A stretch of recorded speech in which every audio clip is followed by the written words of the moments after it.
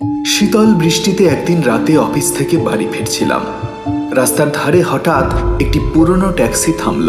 Driver বলল, ঘরে ফেরার রাস্তা একটু অন্যরকম। আমি ক্লান্ত ছিলাম, তাই চেপে বসে পড়লাম। রাস্তাটা অচেনা, শুধু বাতির আলো অস্থিরভাবে ঝাপসা। হঠাৎ মনে হলো গাড়ির ভেতর কোনো প্রতিবিম্ব নেই, ড্রাইভার ছাড়া কেউ নেই। ঠিক এই রাস্তায় সব যাত্রীরা হারিয়ে যায়। হঠাৎ ফিসফিস করে ড্রাইভার বলল। আমি ঘুরে তাকালাম, আরেকটি ছায়া দরজার পাশে দাঁড়িয়ে। গাড়ি থেমে গেল। জানালা খুলতেই হঠাৎ ঠান্ডা বাতাস ভেতরে ঢুকলো আর ভিজে চুল ছুঁয়ে গেল। ছায়াটি ধীরে ধীরে কাছে এলো।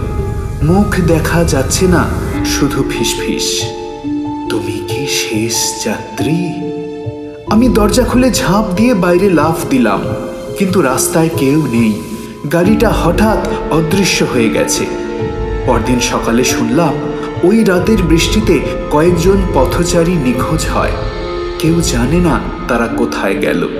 আর সেই রাস্তায় বৃষ্টিতে ভিজে থাকা ট্যাক্সির চিহ্ন আজও দেখা যায়, অথচ গাড়ি, ড্রাইভার কেউ নেই।